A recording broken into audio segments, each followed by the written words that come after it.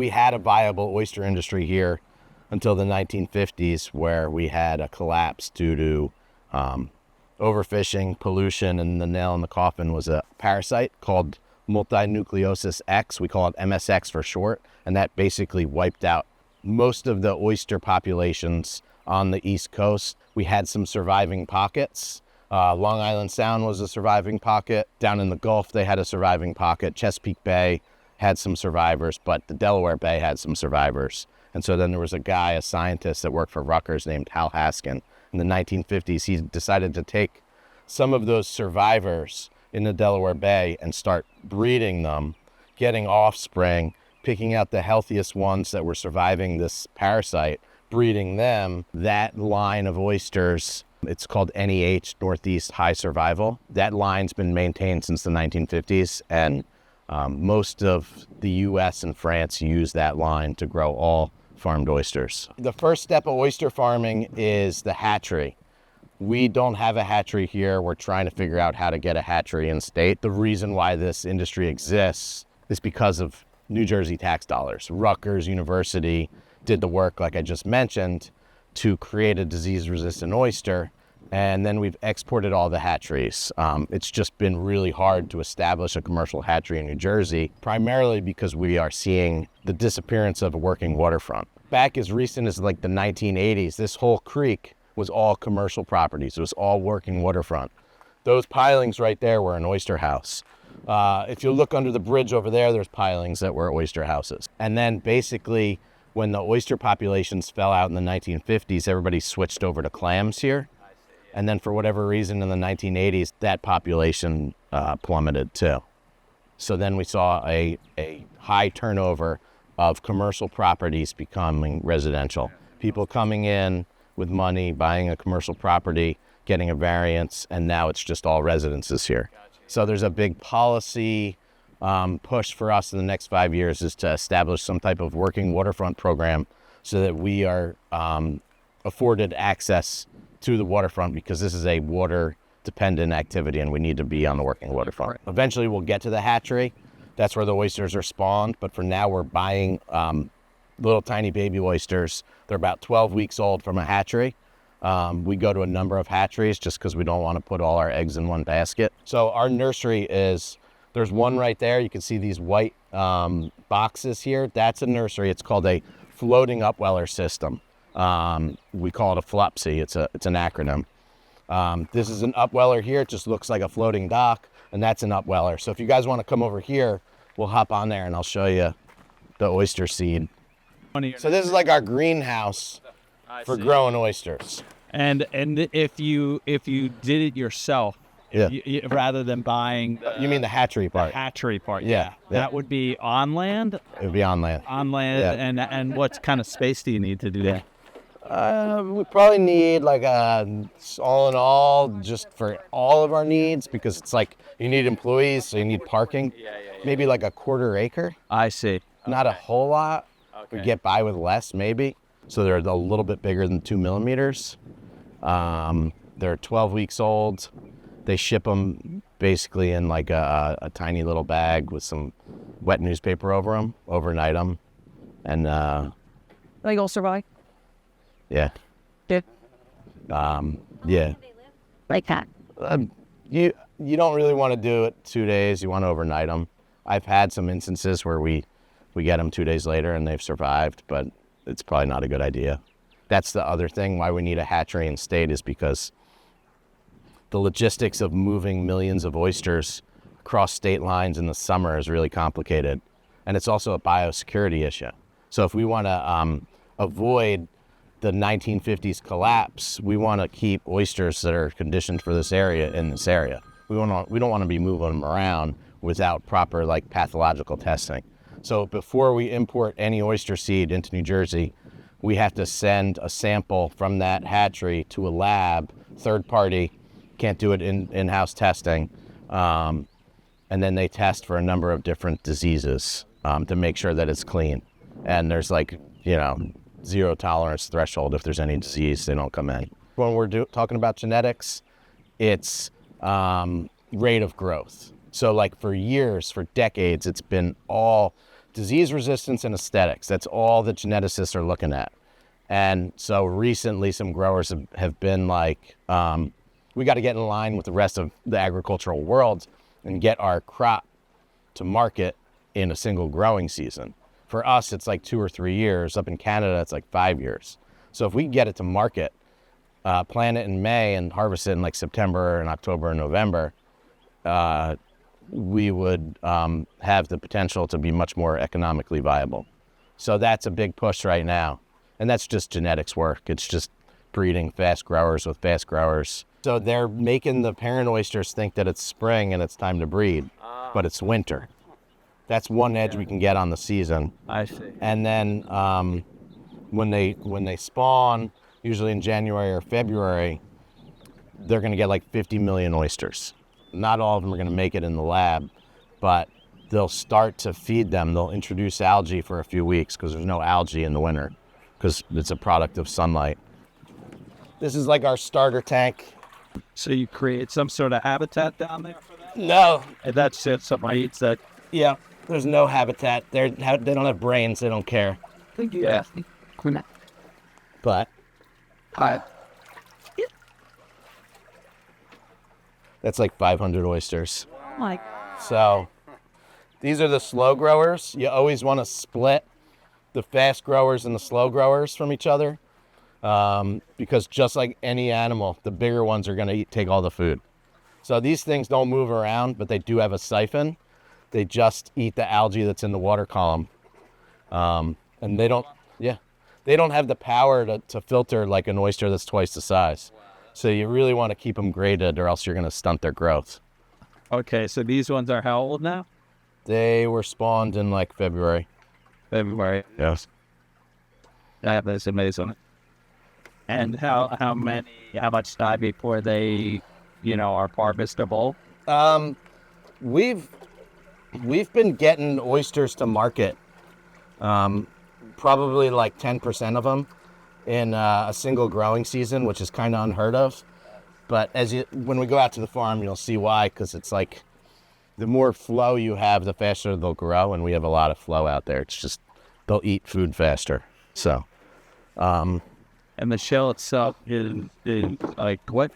You could close that just lightly. What is it? Like it's just like a calcium carbonate that they create. They're not like an animal that goes and finds a shell. They're not like a hermit crab. right. The animal's in there, and then the shell grows around it. See if these are bigger. I don't remember which ones where he put the bigger ones, but no, these are small too. So I'll show you when we go out there, but so that guy Hal Haskin, the Rutgers scientist, when he was picking broodstock to spawn, he was trying to pick the ones that had like a black stripe. That's basically like his signature on a portrait. So Yeah. this one has a black stripe, or it's a dark oyster with a white stripe, you can see, which is like, I think less than 10% chance of that happening.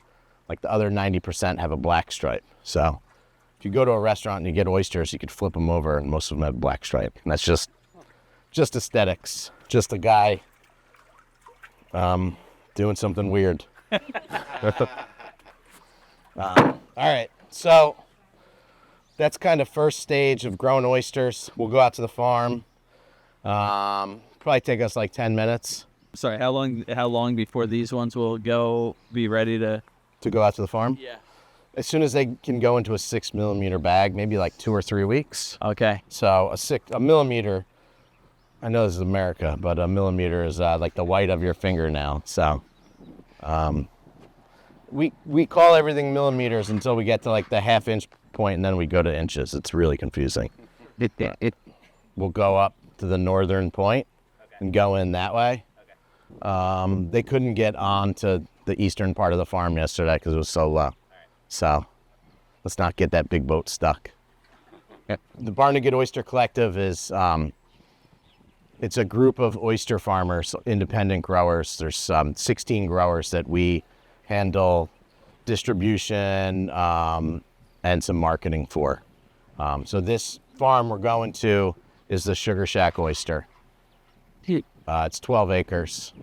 It's a sandbar, gets shallow at low tide, not too deep at high tide, usually like 3 or 4 feet. But all the oysters are in cages, so we're going to see a bunch of cages. They graduate out of this tank, and you can see some cages here that are floating. They'll go into bags and then go into those cages. And the reason why we have floating cages is that we can flip them once a week and rid the bags of the biofouling that grows on the cages. All different things want to grow on an oyster farm that are going to compete with the oysters for food. And they're also going to create a mess on the bags, which is going to limit the amount of flow that goes through the bags. So by flipping the cages, the sunlight will just kill those organisms. The oysters will stay alive. They can tolerate being out of the water for 24 hours. So things like sea squirts, barnacles, we just had a really bad blue mussel set. All those things are going to compete with our oysters, and we want to get rid of them and we want to kill them. So we do that just with sunlight, just flipping the cages. Do all the different farmers work off the same permit? No. So everybody has to get their individual permits. Yeah. Even if they're farming in the same area? Well, so I have 2 other growers that operate off our permits. Okay. But pretty much everybody else has their own permits. I see. Does Bob have a partner? I saw it. I didn't even think about getting wet today. How dumb of me.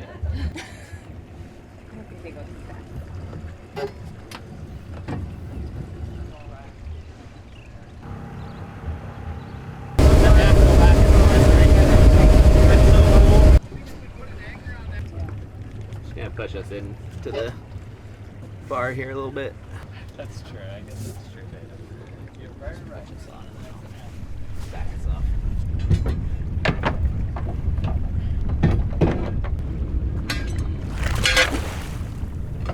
Hop out. Interested on walking on the sandbar? I mean, it's ankle deep. We're 75 feet. This seaweed gets hung up on it, but we get these little blue mussels. They're pain. And yeah, that was born in like probably March or April. And they are a huge hindrance to the oysters growing here. They're like our biggest fouling organism in the spring, but they have a lethal limit of about 82 degrees. So if they sustain, you get like 4 to 6 hours of 82 degree water, they'll die. So it's 80 right now. What's the issue? So they compete for food, but mussels have like a threading, so they attach to something or attach to each other. So if they get into the bags of oysters, which they do, they'll just create clumps of mussels and oysters. Then you got to like pick every single oyster, and it just increases labor so much. I see. And they don't ever get really big enough to be able to eat. So people are like, oh, why don't you grow them and harvest them and sell them? But like a market-sized mussel is probably worth like 5 cents, and a market-sized oyster is worth like $1. So we want to kill them. The next phase from the nursery is this acre right here. All these cages. That's where everything goes in step 2. Step 3 is coming to these 3 acres here. And then the final stage is they go down to the bottom 3 acres over there, and that's where we consolidate and hold all of our inventory. So oysters only grow when the water is above 50 degrees, which in New Jersey, that's about 6 months out of the year. So half of the year they're not growing. So we want to stockpile all of our market inventory for the colder months so that we don't miss out on opportunities to sell to our customers, because our customers usually work on like a week-to-week basis where we're harvesting Monday, Tuesday, Wednesday, delivering Thursday, Friday, and then we restart the cycle on the next Monday. So we want to make sure that we have fresh oysters every week, or else you lose customers. And we've found that there's a lot of opportunity in the winter because some of the colder climates really shut down in the winter, like up in New England. Cape Cod basically can't operate because their winters are so brutal and their tides are so extreme. And then up in Canada, Canada's little more resilient. They will actually go out with chainsaws and cut through 4 feet of ice and get their oysters. So like the Canadians have figured out how to maintain market share in the winter. They also have this thing called wet storage where they'll have tanks on land and they just recirculate seawater and they can hold them in there. So I don't know if you guys have ever seen like a tag. Sometimes it says harvest date and then wet store date and then final harvest date. But we don't really have that around here. It's just like another working waterfront issue. It's hard to get land to have tanks like that. New Jersey is expensive. Does the gear stay in the winter? Every oyster that we plant and pretty much every cage that's out here comes in. I mean, with the exception of this last winter because it was so mild. So Say with the mild. yeah. So we basically have a game plan.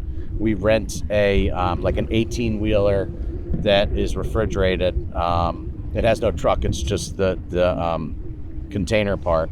We'll rent that. It's insulated, and we'll bring in about 2 million little oysters. We'll put them in there for 10 to 12 weeks, and they're out of the water for that time, and they stay alive. We open it up. We usually load it up with like 800 pounds of ice. It's just a big cooler, and keep the humidity high. Spray some water in there every few days. We keep it a little data logger so we can monitor the temperature when we're not there, and they'll survive. That's one way. It's like if you get ice flows in here, you're just going to destroy gear and it's going to kill oysters. So it's happened before. It happened like 7 years ago. We just had 100% loss when we had that polar vortex happen like 7 years ago. Now it's called river ice. Yeah, it was like 48 degrees, December 21st. Beautiful, low tide. And then my wife called and her water broke. And so we rushed in, and my son was born the next day. And then the day after that, the polar vortex came in and just destroyed our whole farm. It was just like this weird feeling of, I'm a dad, but my farm's gone. So we avoid that now. And it's like, we're learning. There's no manual on how to grow an oyster. You can't like reference anything. I have some like people in the industry that I'd consider a mentor where you can call them up and ask them questions. They've been in it longer than I have. And everybody has an answer for everything. But the thing is with oyster farming, it's so site specific. So we face challenges that other oyster farmers don't face, and vice versa. So you kind of got to figure out your environment and how to work it. And you just got to harness Mother Nature rather than work against it. We kind of get out of here in the winter. We got a lease on the other side of the bay that's deep to be able to go put stuff in deep water. It's like 10 feet, but it's a task, and nobody likes winterizing the farm because you're going to be sore, and it's not nice out. This stuff is federally protected. Every state has to abide by these federal mandates, and this stuff is protected. So you're not allowed to put a farm in there and eelgrass. When they came out here and they did the survey, they found that these 12 acres here had no eelgrass. Then there's also recent surveys. I think there's like 8 surveys. They've been doing this since 1979. So we got the green light farm here. We put cages down so we stabilize the bottom. The current is so extreme here that the eelgrass is not able to take root, so it just flows away. But also the oysters provide nutrients for the eelgrass to be able to grow. So the last few years, there's been some studies that are trying to correlate the relationship between oyster gear, oysters, and eelgrass, and we're trying to get that policy changed to be able to go and then look at it through the lens of being productive for the growth of eelgrass rather than being a deterrent. See like articles or you hear about like Barnegat Bay is in peril, it's in decline, and it's like there's really 2 ways to look at that. There's water quality, and then there's like the ecosystem. So like water quality in the Barnegat Bay is really good. Water quality has been big since basically the environmental movement of like the 1970s, where we have these strict environmental laws, and we had the creation of the EPA, and the water quality is great. What takes a long time to catch up is the ecosystem. So we've had, like I said before, the fallout of the oysters and the clams and the eelgrass, and they're all related. So trying to bring those things back will bring everything back, because those are really like the foundations of a healthy ecosystem in the marine environment. So when you came into our property, you look to the left, there's a bunch of oysters bagged up. That's through the work of shell recycling program that's led actually by Jetty and Long Beach Township out on LBI, where they collect shells from restaurants. And the county got $1 million grant to do a pilot project where oyster farmers are going to get shell like that, bag it up, set spat on the shell, and then go put it back into the water to see if it survives. So there's a big push now, not just to bring oyster farms into the area, but to get back into like oyster restoration, where we're building oyster reefs that are beneficial for the ecosystem, but then also like trying to find vulnerable areas that maybe are subject to like sea level rise or like wave action that contributes to erosion. Trying to put some of these reefs in areas that are vulnerable and mitigate like risks to property loss and people getting hurt. So this is what we call a oyster grow out bag. We have several different sizes of bags based on what size these holes are. So these holes are 14 millimeters. So that's the largest mesh size we use. Down from that, we have 9 millimeter mesh. Below that, we have 6 millimeter mesh, and we have 4 millimeter mesh. So once they come out of the nursery, they'll be planted either into 4 millimeter mesh or 6 millimeter mesh. And obviously the idea is so that the oysters don't fall through the holes like this one's trying to do right here, because then you're going to lose all your oysters or they're going to get stuck. But also to that point, you want to make the holes a little bit bigger because it allows for more water flow. The water can flow through the holes easier. The oysters can eat more algae, and we don't feed them. They don't move. They can't like hunt their food. It's basically just the fact that the water's flowing by them and they're just eating algae out of the water column. So just making sure that they can get access to food is important for their health.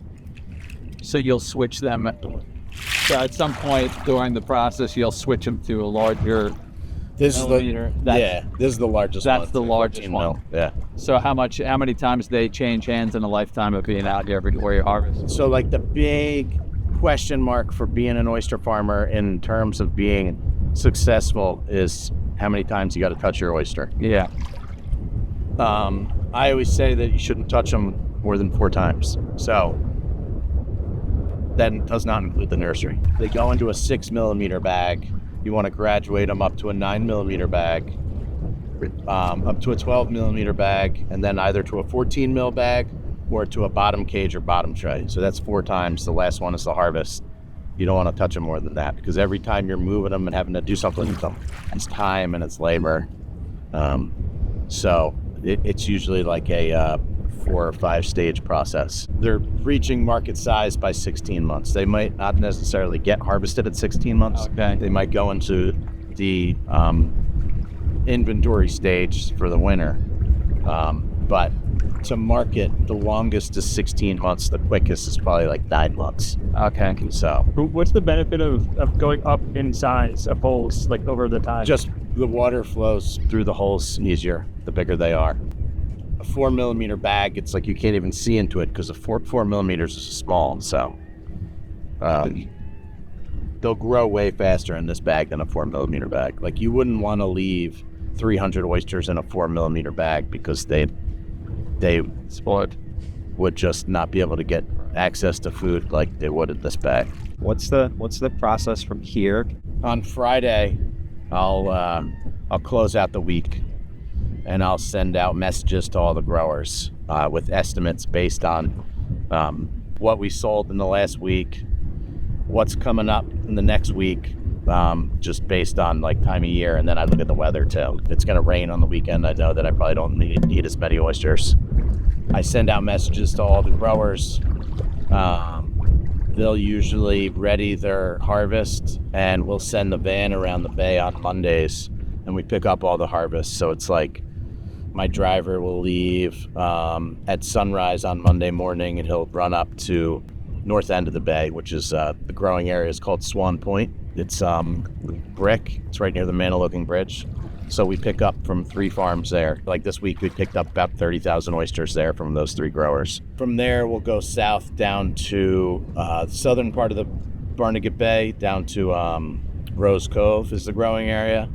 And we'll pick from a couple growers there. Then we'll go down to Great Bay, and we'll pick up from 2 growers there.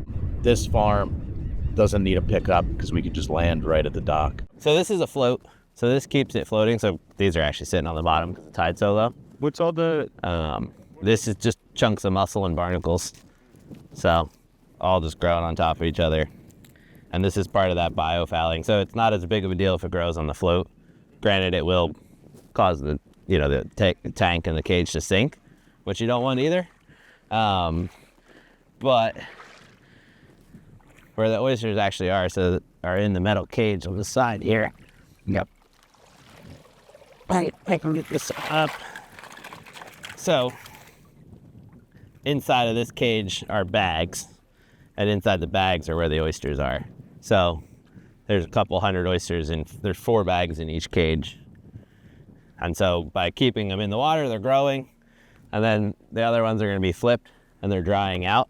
And so that gets rid of all the biofouling, which could be anything from seaweed to your blue mussels and things like these guys that are growing all inside of it. So the less biofouling, the more water that flows through, the better the oysters grow. Along with having just strings of cages and stuff too, there's that floating platform. That's like a sorting table for out here. So I feel like that was the one part maybe we didn't talk about a lot, is so looking at all those oysters in that bag, taking that bag out and figuring out, some are going to grow faster than others. So you have to go through each bag, dump it out, and run it through a sorter. So either a big drum that has sized holes for each oyster, and they drop out into corresponding bins, and then they go back into bags together, or someone has to go through by hand and sort them. And these are the collars from moon snails. So they create these out of, it's literally sand and mucus combined. Huh. A razor clam. Clam? Yeah. Trying to swim. Is it? Yeah. Oh yeah. Yeah. Yeah, so That'd be really good too. Too, right? yeah, can't technically harvest them in New Jersey, Yeah, yeah. unfortunately. That's wild. So you have to get them in from somewhere else. Yeah, yeah. That was what? They do swim, which is pretty cool. Yeah, all the crazy stuff you'll see out here. Inside. Are these both sugar shacks? No, so you're gonna have the sugar shacks here, and then you're gonna have dune fox and love. Yeah, you guys branching out a little bit, we heard, yeah. Yeah. Like, I kind of started in the middle of the game. Brother, it looks incredible. Thank Holy mackerel.